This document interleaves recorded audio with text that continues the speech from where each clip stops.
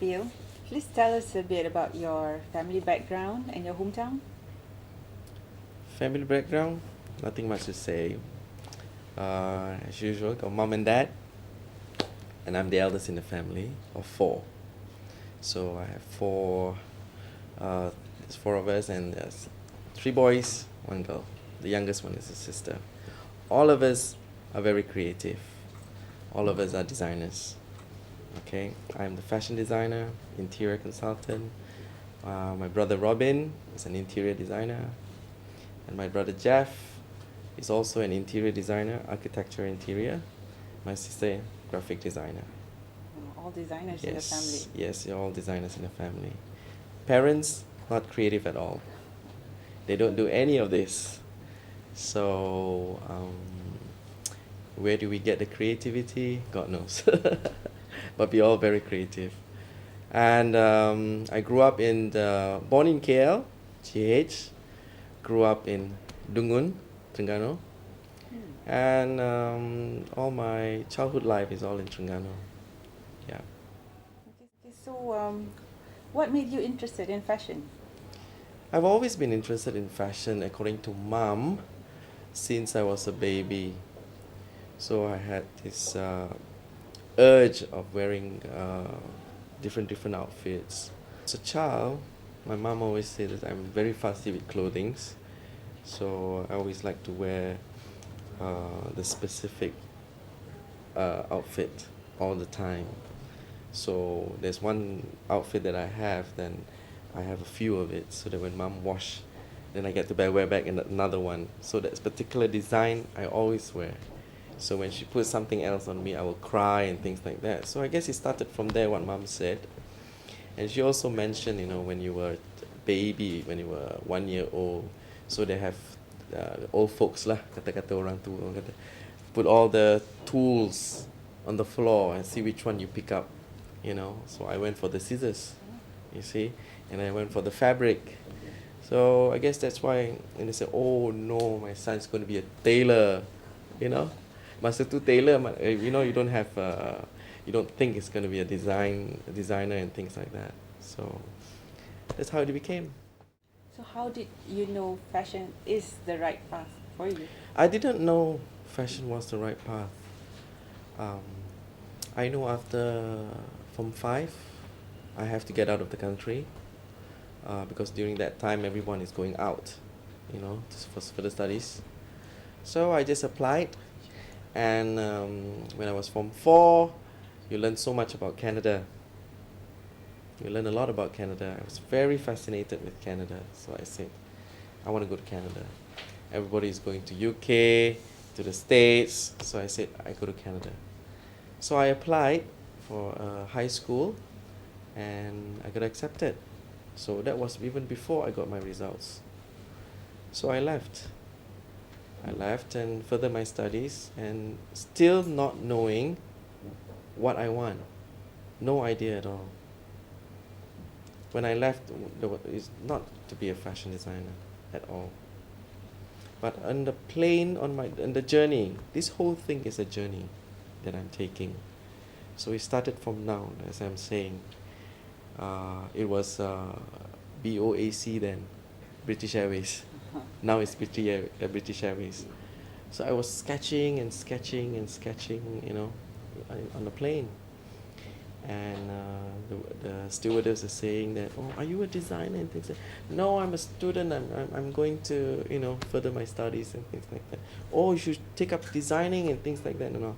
So I said, okay, we'll see what happens. And I love to draw, but none of my parents knew that, because drawing was the taboo, and you're not supposed to draw, you're not supposed to color in the house. You see, it was that strict. So everything was hidden. I was afraid to tell them what I like. Communication in a family wasn't that good because father is always not around, only mom. And I'm always telling mom how to dress, what color is nice, And mom takes up tailoring. So I'm always helping her cut this, getting this ready, and all the swatches that mom have. will end up on my little teddy bears. So I would do all by hand, you know. So I guess it started off from there. And then in Canada, after high school, it's time to go to university. So we went, well, after the first year in university social studies, we didn't know, I still don't know what I'm going to do. Never knew what I'm going to do. No idea at all. No idea at all. So I'm interested in people. Why is people, well, I'm interested in myself in the first place. Why am I different from people? Why am I thinking this way? Why can't I be like him? Why can't I be like her? Why can't I be like him? You know? So a big question mark. So look into the calendar, university calendar, and what courses and everything to get. Oh, urban studies. So went into urban studies, Reka Rancang.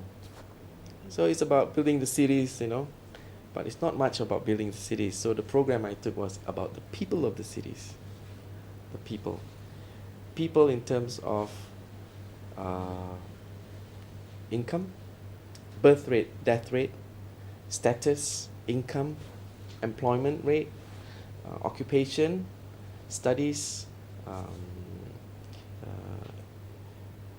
you know, things like that, and to know human behavior.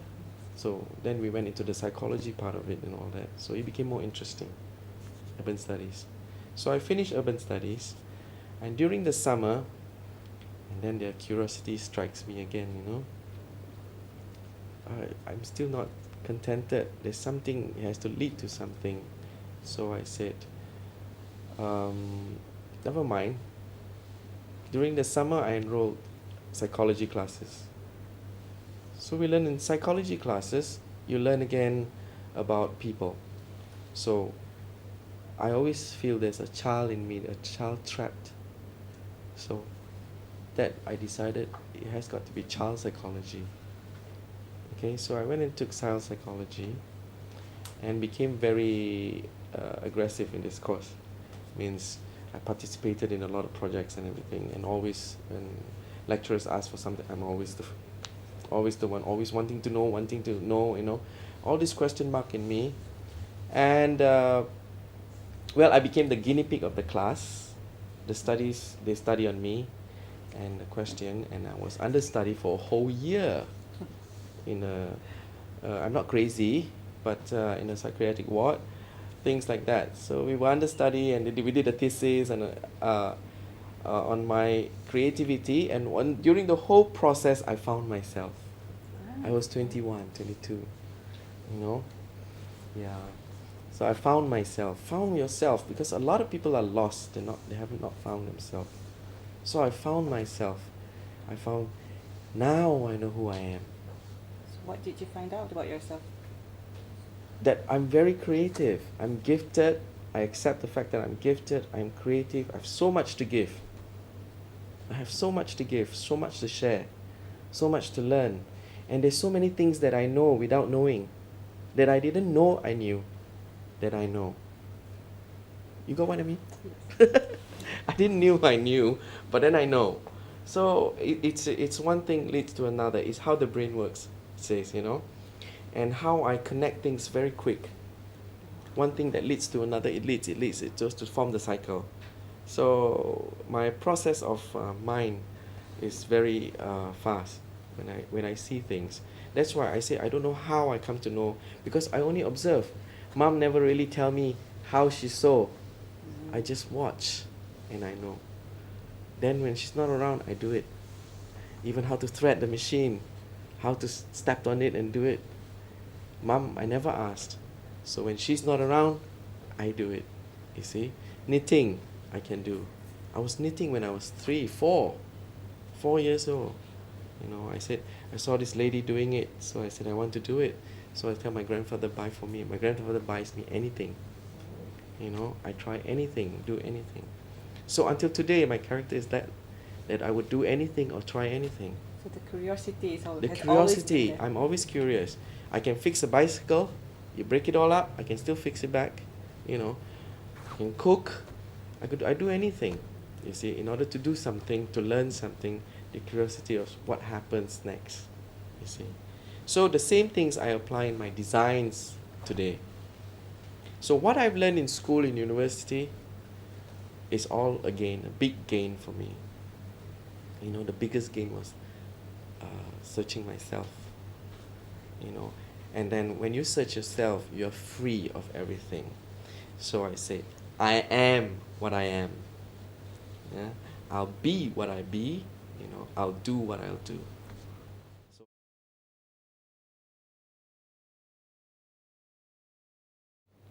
so after I graduated, I said I don't want to go home. So I have to sign up. So I took a course called Creative Fashion Designing.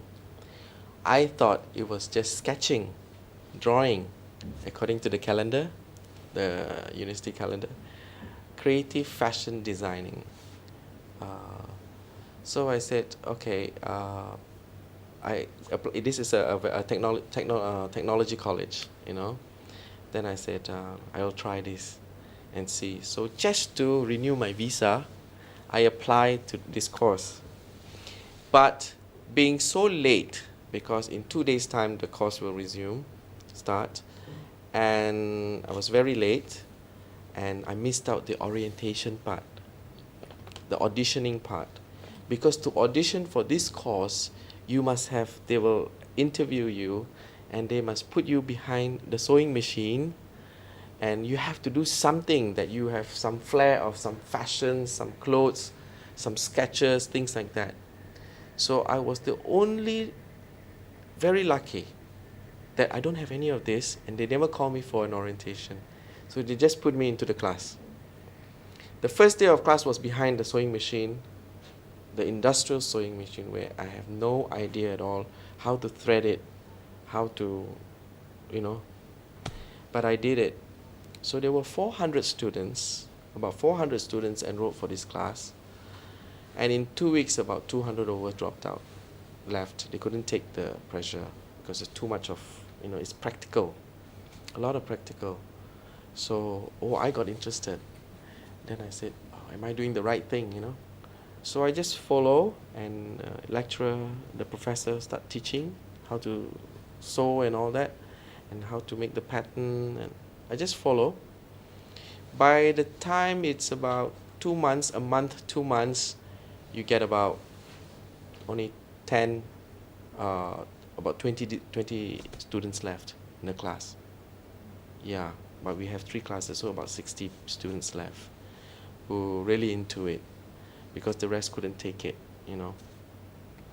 By the end of the year, you get about 20 left out of the 3 classes, you see.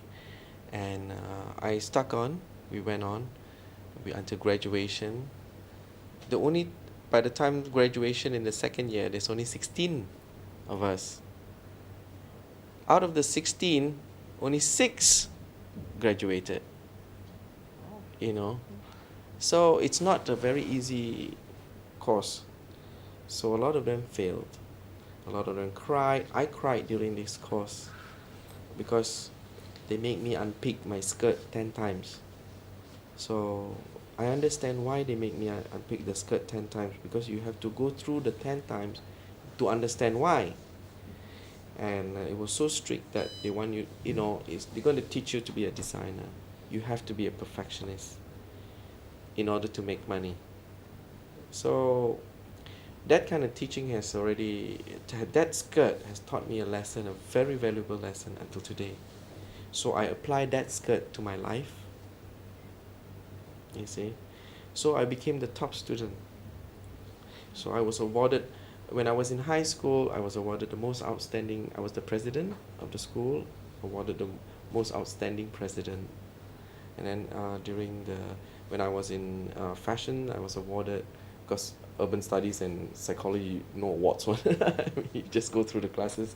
So in fashion, I was awarded the most creative student of the year, and then those things, And then I get to meet Oscar de la Renta, a lot of the Canadian top designers and models, things like that.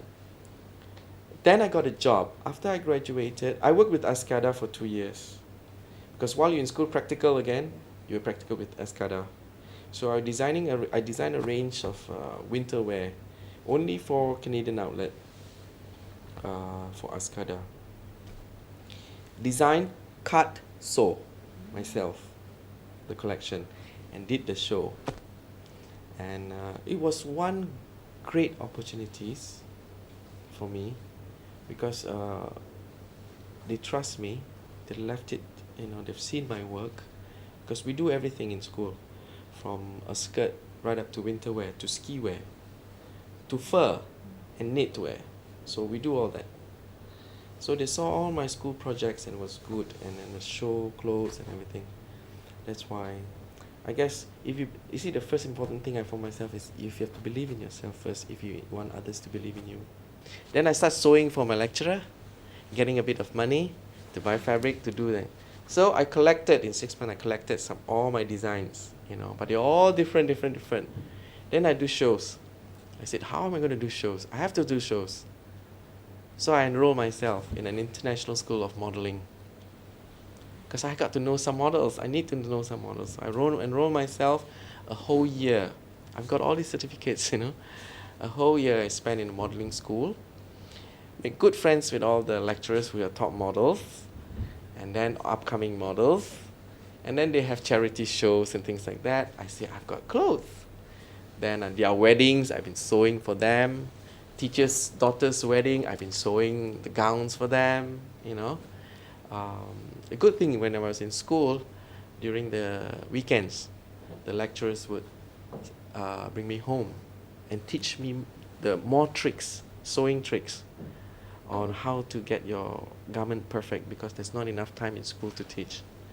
So they taught me all these tricks.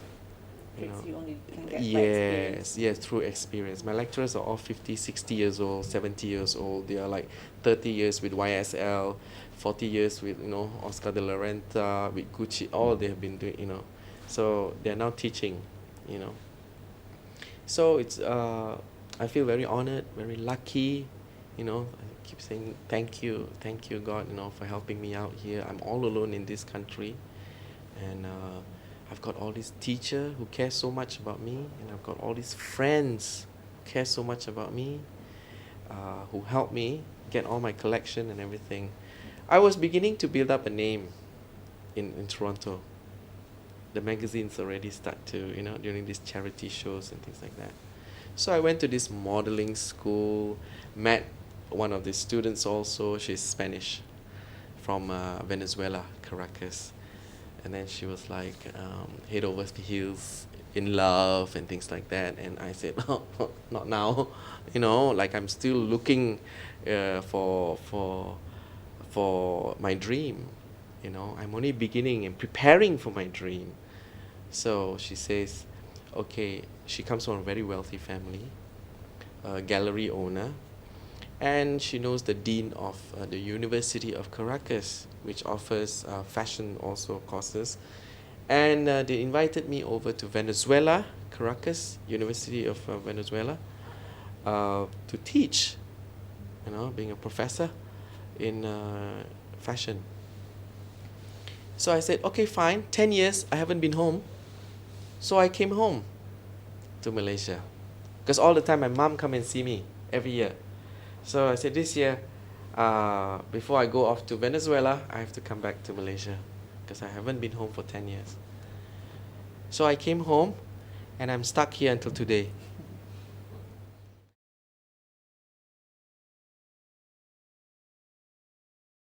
Kain pelikat.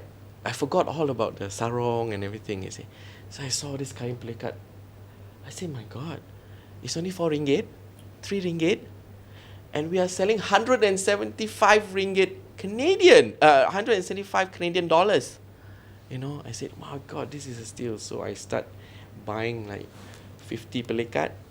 I said, Mom, I want to sew. So Mom said, okay, I'll get you the machine and everything. So I start cutting. I make my pattern. So I start cutting men's shirts. So I start selling. So that was my first thing I do, was my kain pelikat men's shirt. Very popular. And until today, they are still keeping my pelikat shirt. And it's still good. But today's kain pelikat all have polyester in it. No more 100% cotton, you see. So that's how I started here. Then looking at it, well, it was sad because I came home. I found my family wasn't that happy. Uh, Family problems again, father, not treating the family well and things like that, and a lot of stories. So I said, I have to stay. I have to stay now. So I told my dad, it's time now that I am going to take care of this family. So he has not done anything. So I said, you leave us alone, and I will take care of the family. So I worked. My first job was creating a children's collection, Sweetheart. One of the top selling children's wear, aged 3 to 12, in all the department store whole of Malaysia and Singapore. So on the first day at work, the company, I was on a flight to Singapore to do a sale. In one day, I made 200 over thousand ringgit sale on the collection, which it wasn't my collection. It was a presentation of the collection done by another designer of that company, already done. So then I was only paid 700 ringgit with all the qualifications I have.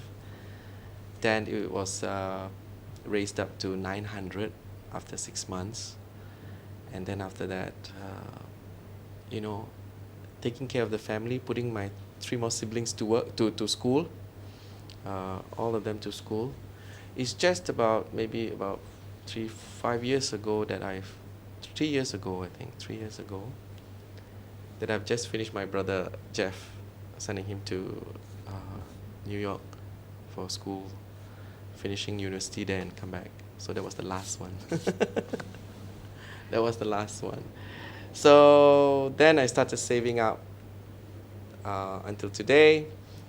I have 2 new outlets, one at the Curve, one at One Utama, and this. So it's all through my sweat, no loans, no partners. And when you studied, who funded your education? Myself. So while I was studying, my father did not send me any money, and I didn't want to go home. After 3 months, he asked me to come home. He couldn't pay or send me any more money. So I said, no, I have to do something. So during the summer, while I go for the classes and everything, I paint mailboxes. Paint mailboxes for 5 Canadian dollar each. And I've been having that job for past 6 years, for 6 years.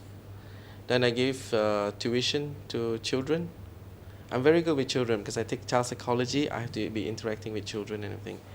So I babysit in exchange for room and board so that I don't have to pay. So I arrange when in university, you can arrange your timetable. So when I go to school, university, then that's the time I send him to school. Then when I finish my last class, I'll be back. He comes back from school. So the child was like 2, 3 years old, a problem child. No father, only a mother who is never home. So it's just 2 of us. Even the child ended up calling me mother. Yeah, mommy. So it was a good thing. So I've been helping people then, I've been helping the poor in Canada, but through my fashion shows, through my charity work, things like that. It was never wasted. So I get all these clients. So I was doing designing and clothes for, in Yao Chuan Plaza. And my first artist was Freedom, Seha. Seha, you remember Seha? And then Seha had this topi. It's all from me.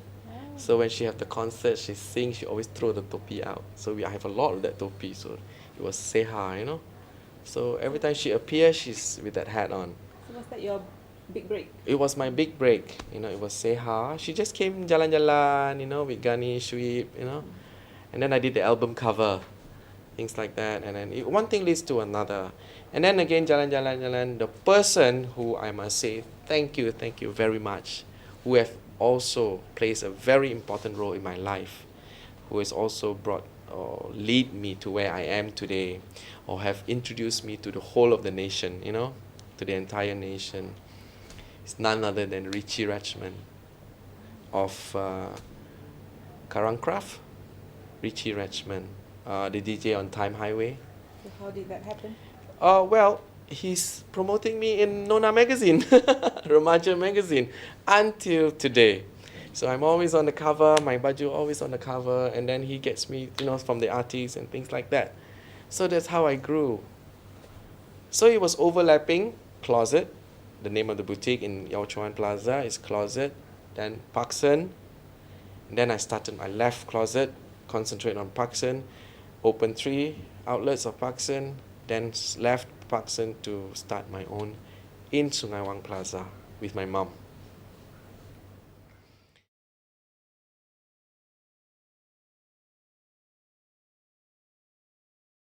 Why white? I wore white. It's an identity for myself. I don't know why I wear white. Because those days my grandfather always wear white. Because he's a chef.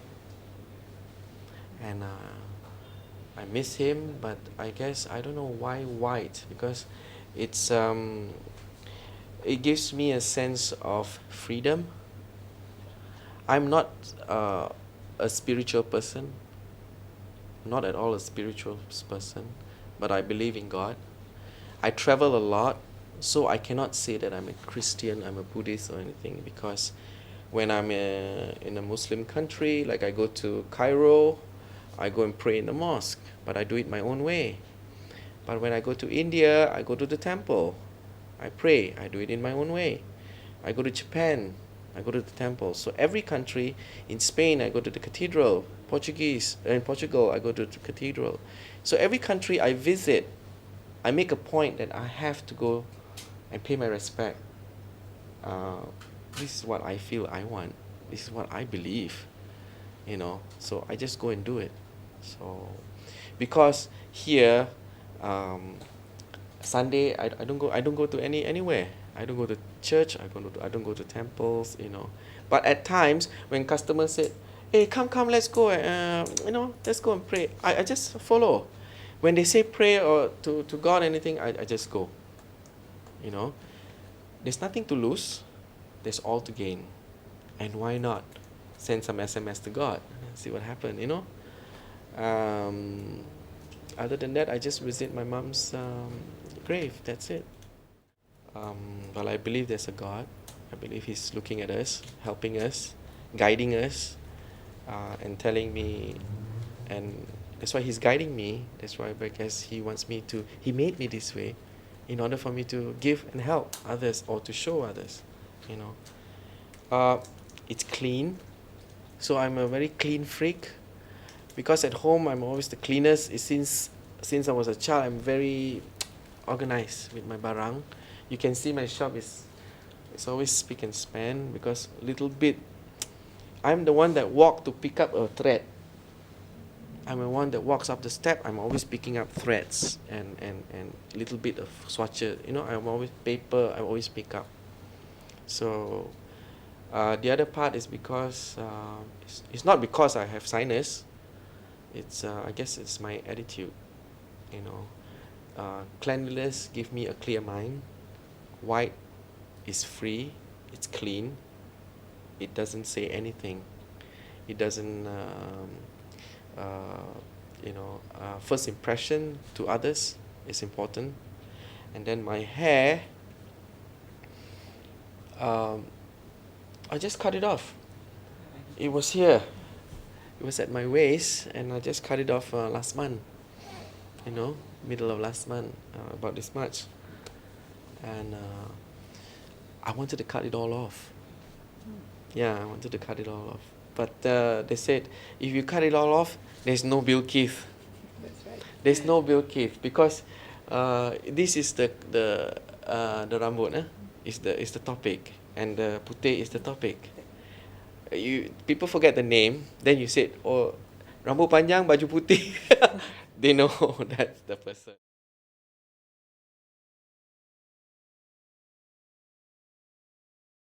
I tell you about my designs. My designs, because it all comes to the story that I came home. I'm supposed to go teach to be the professor in the University of Venezuela. So I came home. So I see opportunities in our country, Malaysia, full of things, you know. Then that time I never knew. I said, wow, after 10 years, perempuan Melayu pun cantik, you know. Everybody is cantik, you know, nice. After I see been away for so long, come back, everything is beautiful. And I look at the fabric, wow, fabulous. So beautiful things here. And then I said, I think I want to try something. So I tried. And this is it, you know. And that's why my designs has been very Malaysian. And because I've been around the world, and I need to show people what Malaysia is all about, you know. May 31st, I'll be showing my collection. And this collection is broken up into four segments, telling you beautiful Malaysia. So it's the collection. It's a shoe presentation actually. It's a shoe show exhibition. So, well, the models cannot just come out telanjang, isn't it? Yes. So have to wear baju. So the manufacturers here, Shoe Manufacturers Association, has got me to represent the country to do the batik. So my batik collection is for the world, you know. Where's the show I'm going to? following Kak Indon's slogan, crafted for the world, batik crafted for the world. So she has started this movement, and I am following her.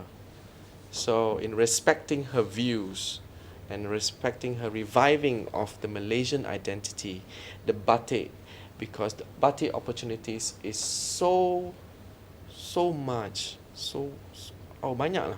There's so many ways you can look into it, you know. But then we need the young ones to come up with the new ideas, you know, for the future. The young ones. But we, the old ones, have to teach the young ones now to come up to get ready for the future. The future is for the country. You know, it's all part of improving the country's economy. You see, batik, then the kebaya, you know. So that's why I'm very into the kebaya. I was into the kebaya years ago, and I think I'm one of the pioneers of maybe almost 15, since 1989, going overseas on this tourism mission, and featuring them, introducing batik, introducing songket, introducing the kebayas.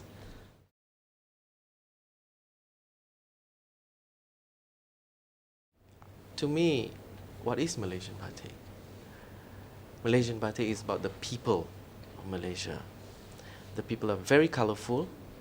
You see, that's why it's depicted on the colors that we use on our fabrics, the colors we use to paint.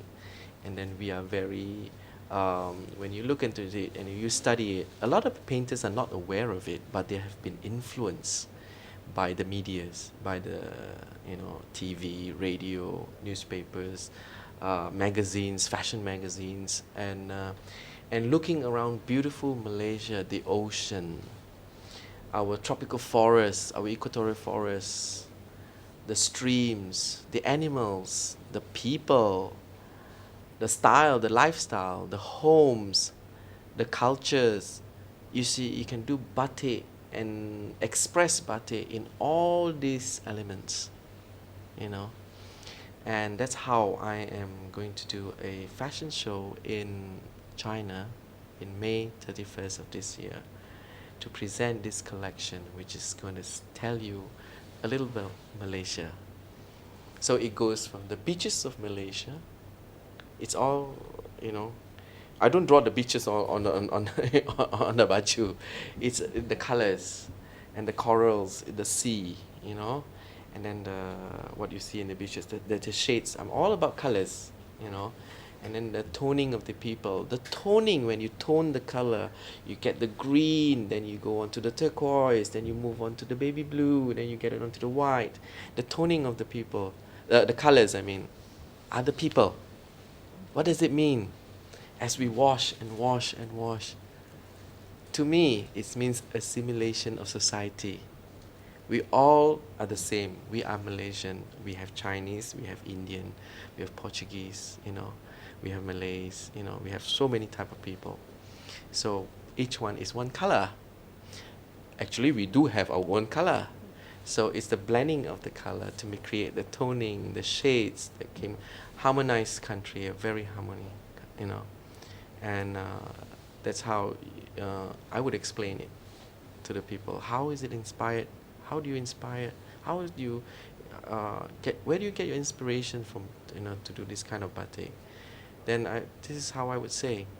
And I use the batik techniques, to create, if I want to feature Malaysian land, Malaysian soil, Malaysian earth. So the shades of the limestone, we got lots of limestone here. The colors, the shades. You go to Batu Caves, you don't just see it, you see. People just walk by, go to Batu Cave, naik tangga, come back, but don't know the color. Did they see anything? When you ask them, did you see anything? They don't. You know why? Because they don't pay attention. Because they are not focused. Because they are not,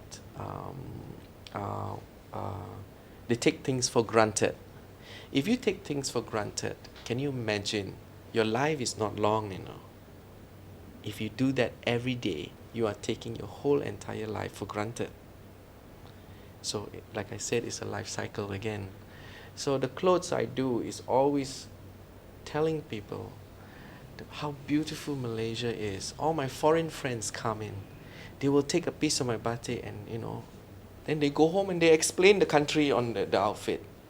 From the sarong, it goes up to the baju.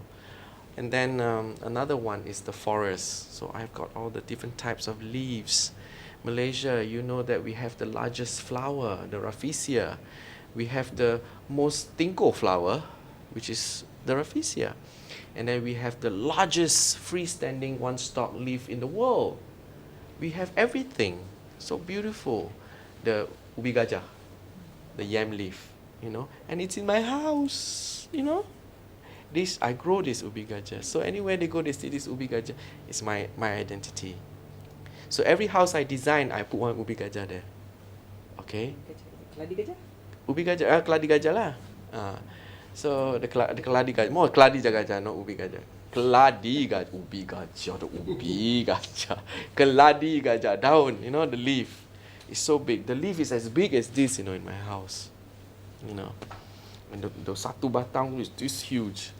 See, that's one freestanding leaf in the world. We have it. The flower, all these things. The oceans. We have the most beautiful corals, soft corals. Malaysia is the only country that has the most beautiful soft corals in the world, which is in Pulau Redang.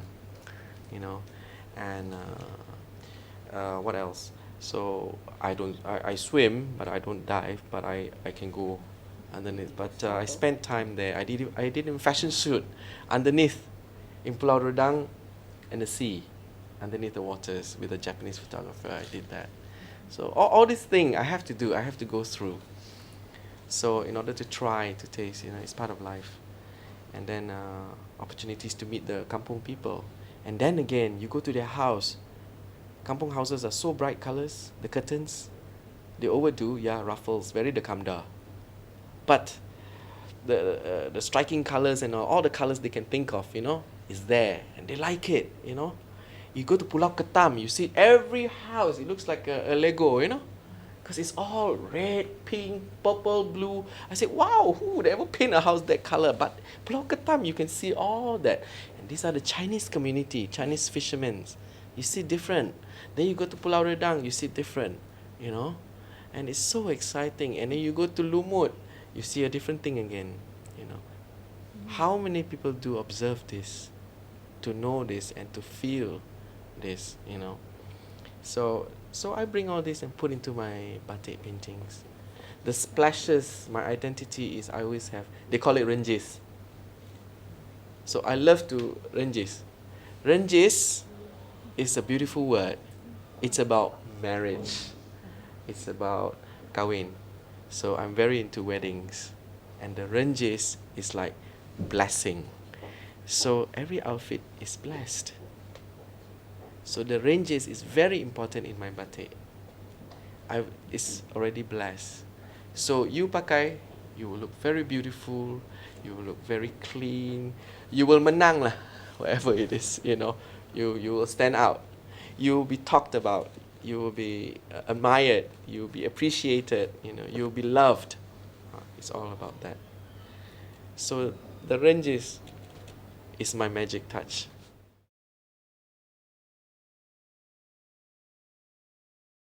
The collections are the kebayas. Kebayas, of course, I depict because I'm also partly Nyonya. And my grandmother, my mom wears a lot of my kebayas, and my aunties, in Malacca. So my designs my motifs on the kebaya that I have now, if you go to my outlets in the Curve, which is all kebayas, they're all depicted from my aunties, my mom's 40, 50 years ago, the designs. So, but I'm contemporize it and giving it a bit of oomph and adding a little bit of colors to it. Then their own country first before they go and do Western clothes. You see, it's going to be such a hypocrite, isn't it? Not knowing your own thing, your own culture, your own style, and trying to do what others and style. Let creativity run in both. Don't stop your creativity, but then don't forget your roots. Heritage is very important right now, and every country is trying to preserve it. Nobody wants to lose it, you see, because everybody is afraid because of the new technology and IT and everything coming up. Everybody is afraid they're going to lose touch, and students now are very cold, unlike our time, my time. Unlike my time, it's all about feelings, it's about personal touch. Now it's like you buy the clothes online, you don't even get to see the person doing it, you don't even get to touch the outfit, you don't even get to feel it. You're not sure whether the color is right on screen or not, but you buy online. You become so busy that you don't even bother to go and walk. You don't let opportunities happen to you. You don't let coincidence happen. You never know. If you walk to go and want to buy a dress, you end up meeting an old friend, or you end up buying a handbag, that can go with this dress, things like that. This is very personal touch that you have to go through, and I think it's losing out. And but I don't do that here. That is why I try to be. If you see my outlets, or if you look around my boutique, my showroom, it's in the form of a home. It's very homely. My boutique, you go, it will tell you the floor is just cement because that's where I grew up. It was cement. I didn't grow up in a marble floor, or parquet floor. So I grew up in cement floors. I grew up in clay floors. So it looks like clay in my boutiques. So I grew up, lived in rumah setingan. We were not rich, and then we have all these plants, pokok. My house, my nenek used to feed me underneath a tree, mango tree. Then I have the pumpkin, bangun pumpkin ada kan. So that's why my rumah, my house, ada pokok in the house, and then got pumpkin kat bawah.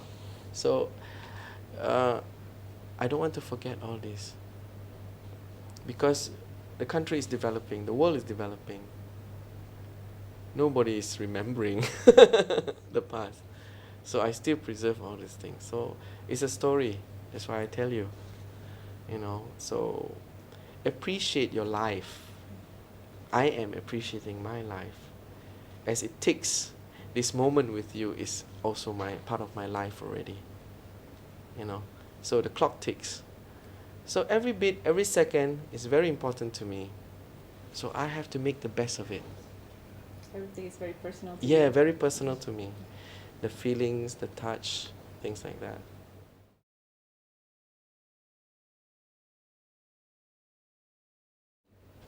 What is your views on sexy?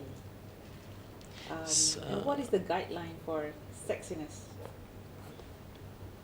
To me, sexy, if you know how to appreciate sexiness, okay? When the word sexy, it comes from sex.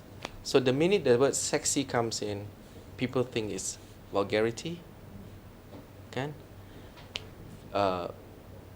Bits and pieces of fabrics on you, that's it. And everything can be seen is sexy. No.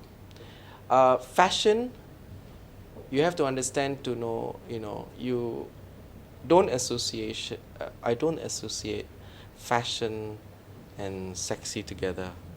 So I think that every time I design an outfit, I don't feel that it's sexy. I always feel that it's very feminine because it's a quality of a woman. It's very feminine. Then when I do the clothes, it's art. It's an art piece. It's like, remember when we talked about the painting? People buy painting of nudes, ladies, with a piece of cloth like that, and she's sitting down. You see a lot of that in Europe. To me, it's not sexy at all. It's a piece of art. It tells you a story. And it was those days, and then you start to appreciate, to believe in it, things like that. It same goes with clothes, And look at this piece behind you. I think this piece is specially made for Siti Nurhaliza. Okay? And the fabric is not bought.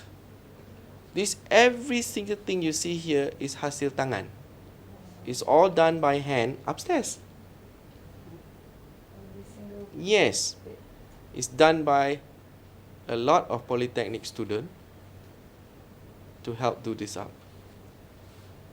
You see how they create this outfit, which I would price about 25,000 because it's all done by hand. You cannot see the seam. You see? It's a masterpiece.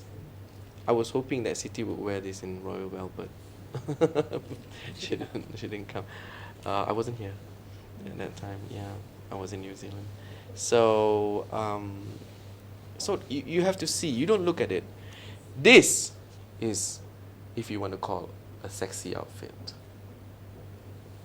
Sexy does not mean to me that does not mean revealing. Sexy means, in fashion terms, bringing out the woman in the woman, bringing out the femininity in the woman, making her look beautiful, you see, not making her look vulgar. Sexy means beautiful in fashion terms. Sexy pink, the flower, sexy pink is such a beautiful flower. It's such a tropical flower. It's when you looked at it, the more you admire. Have you ever looked and just stare at the flower? I think everyone stared just for seconds. Nobody ever stared for a minute. Try to stare at it and admire it, touch it. The flower became very sexy to you. Now, it's a feeling we feel. Sexy is a feeling that you feel. So when she wears it, she feels very beautiful. She feels very sexy. But she's not revealing any parts of her body.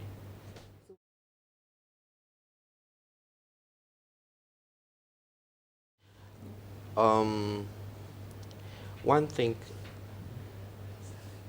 myself, for example, my friend is enrolling in this course, so I just follow my friend.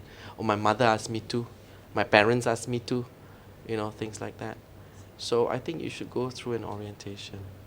First thing, can you sew? Have you ever cut before? Simple things like that. Very quick interview, Then you have a guideline of what kind of students you're going to have this year. And then you already know which student is going to stand out, And then while you're going through the fashion class, you should also encourage students to dress up, to be more fashionable. Doesn't mean start piercing ears and all this, and this coming pink, some sense of fashion. You might get a student like that, which is fine, good. You might get, but I'm talking in sense of Personal identity? personal identity. there's no excuse. There's no excuse as a fashion student. You should present yourself, you know. Um, I used to walk in Parkson when I work with a blue shoe on one side, with a red shoe on the other side, you know. And during Parkson, we have a comment box, and then as this man will write and put in, I don't know who wrote, you know, they'll write and they'll put inside there, why you come to Parkson? I come to Parkson to see this colorful person. Because I was so colorful, you know. At one point, there was 3 of us. I encouraged another 2 of my colleagues, you know, because we always dress up. Sometimes I come in suits, sometimes I come in, you know, shorts, and very colorful. So we do things like that. Why? To motivate. 2, I want attention. Because if I get attention, I'm happy.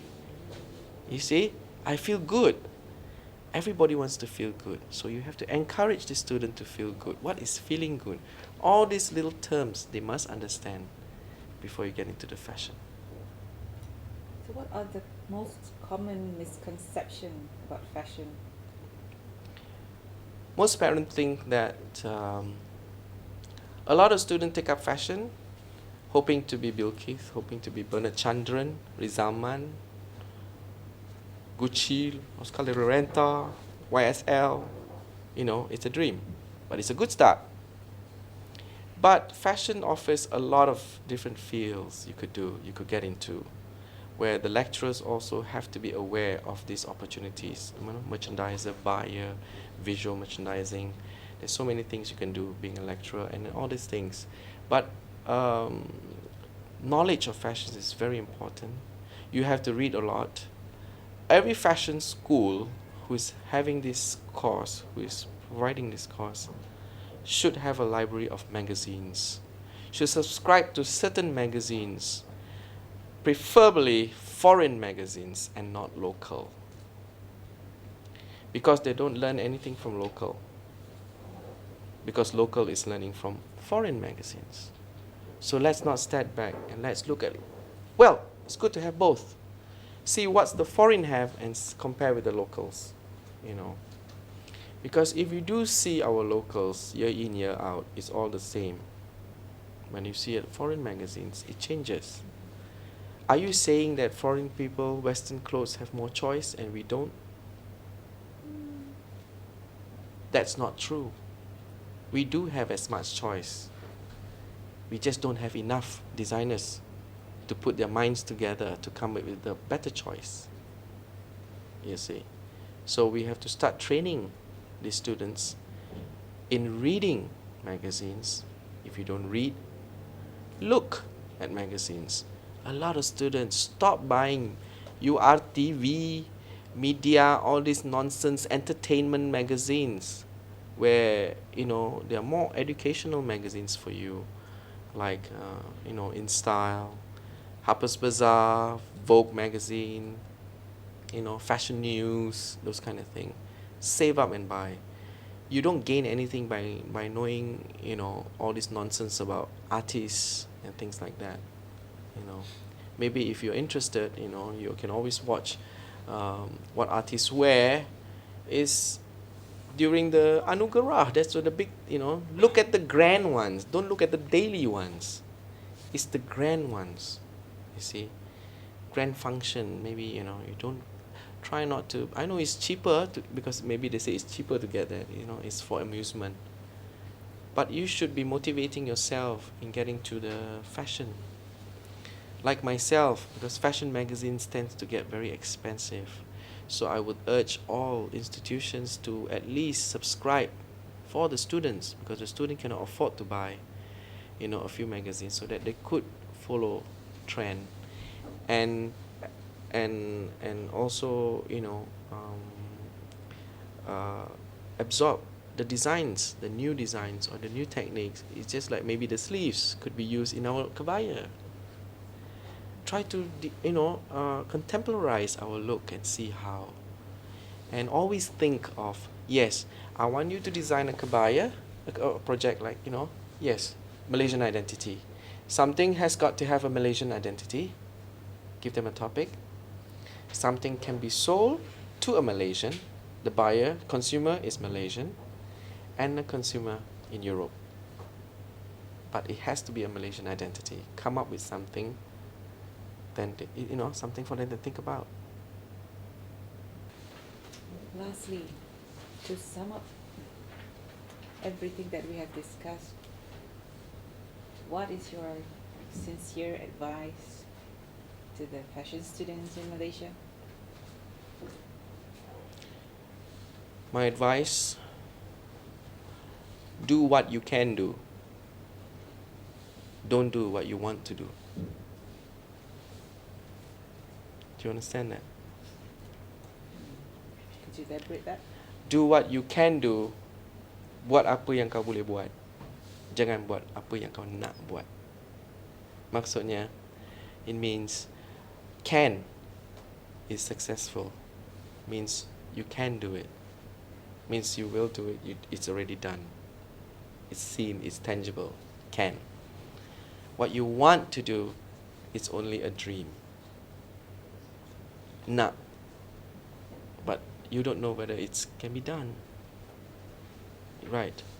So I would say priority to can, and the next priority to want. You have to want first, But please, when you do in action, put down into action, you do can first. Because that's where the result is going to be. The result is not going to be in the want to do.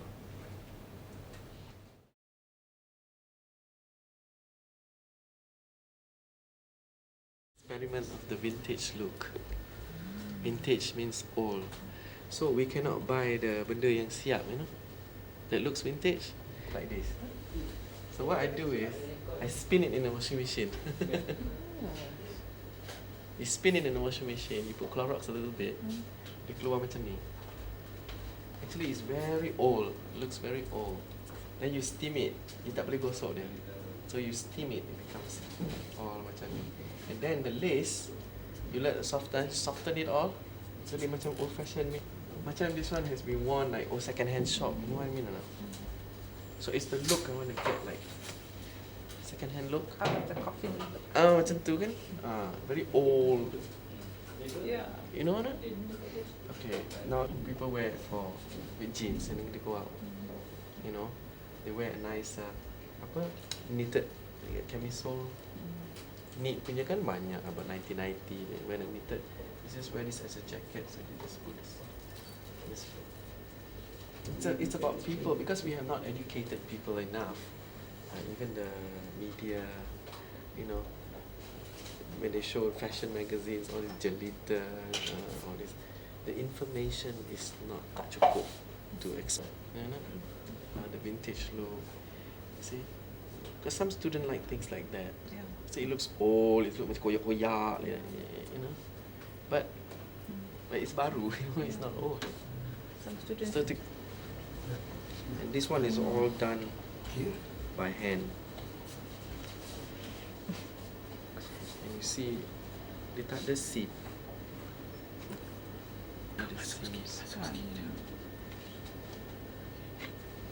6 months to siap. Yeah, all this little bit, one step at a time. See, we teach the student how to fill up a dress like this. Saltese lace. Saltese lace goes to 25 to 35 per meter, 1,000 per meter. So this is like you design your own saltese lace.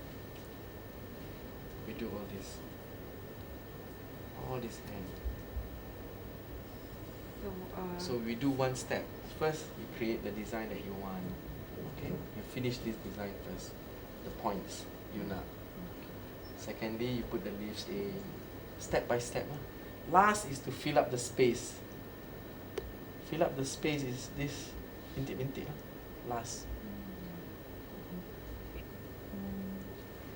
Siti won't wear like this, so I have to put something in order, because it's already glittering, so we have to make it more glittering by putting this, because once the light hit on this, it will shine through. So if this the full light hit, this one will sparkle a lot, penuh. The school should also teach them group students together. Group students together, 5 or 6 to a group. Always mix them. Never get them to be the gang. Gang always spoil the whole thing. And everybody have their own input story until why is Lechemi wants this? Why they put inside. Oh, okay.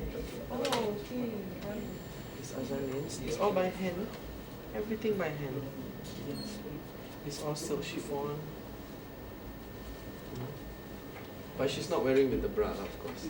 Dia ada baju dia.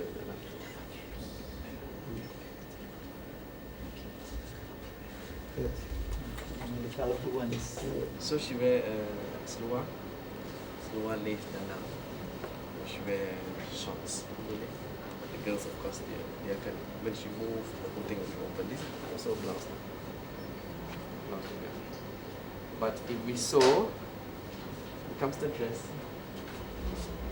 I just stitch here. Dia jadi dress. Anybody can wear it.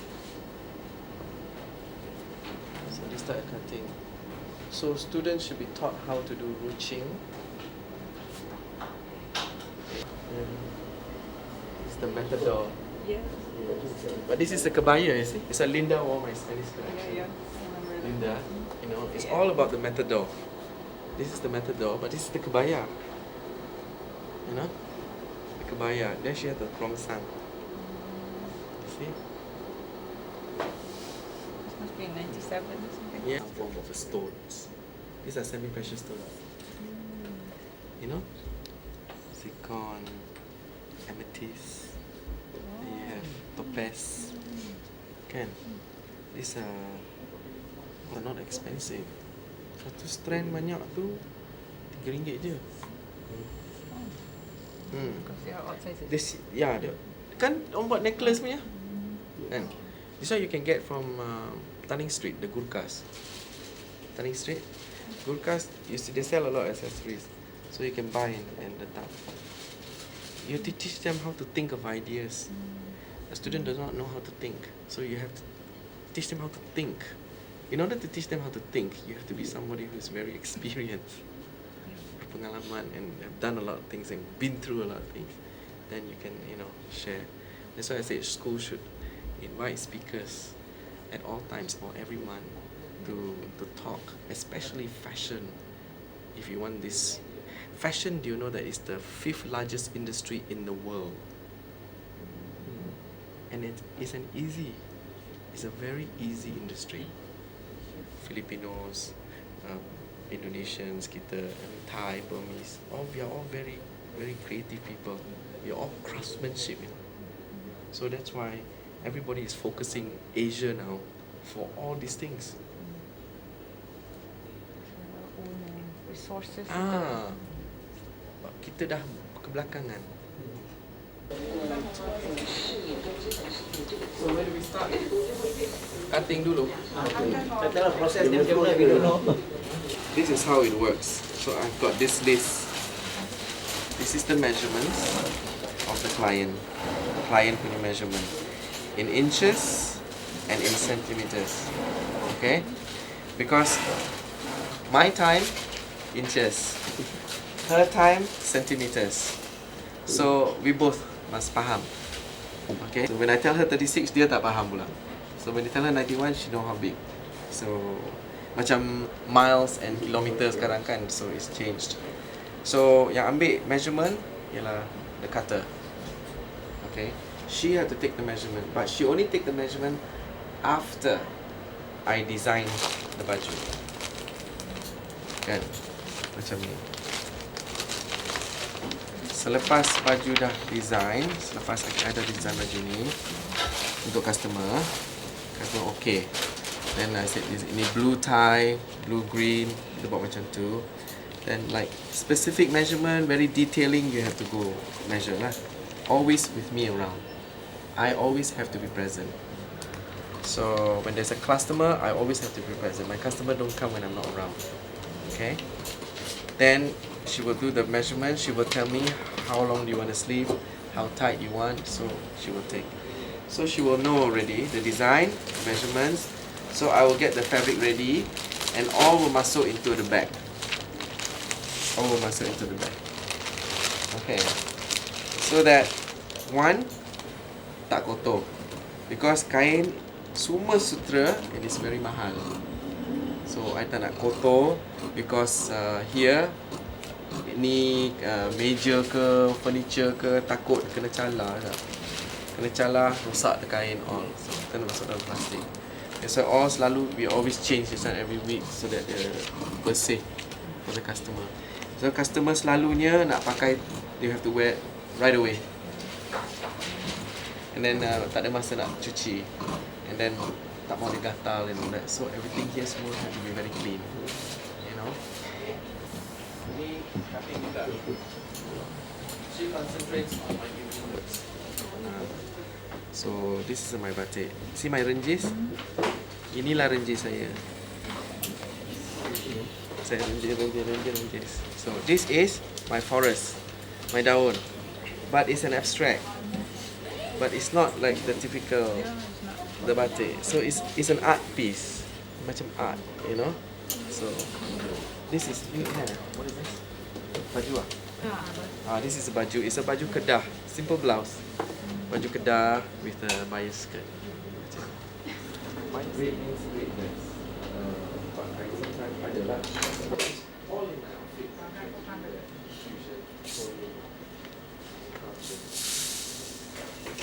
Penghabisan means manikkan, hemming, yang sini gosok. Tapi gosok ambil lama. This one the shop at the curb, your order. Bayar satu set. So it's okay. This one my kebaya. Bila nak Nyonya printing all these colours semua. This is print, you know. This is all my selections of colours. Yes.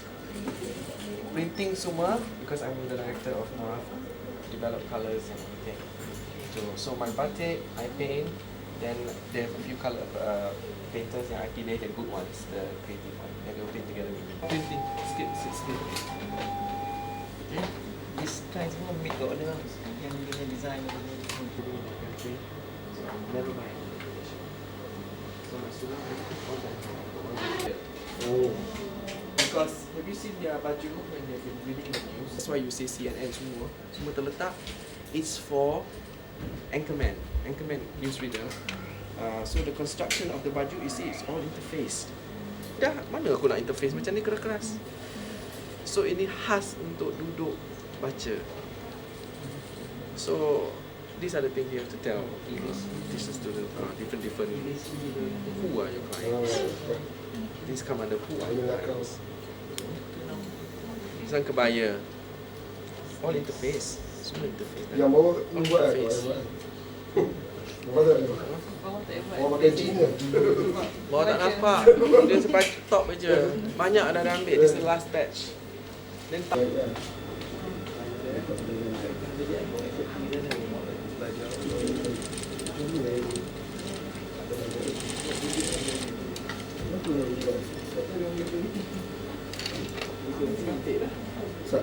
Simple thing. Kind of always wear like that. You know. But like this when you tie the tudung all you know, same this shape, the salmon kat sini, and then the colour pun kat bawah dia light, up macam tu. Dia fading dah seluar dia. Dia semua tutup, tapi dia she's very sexy.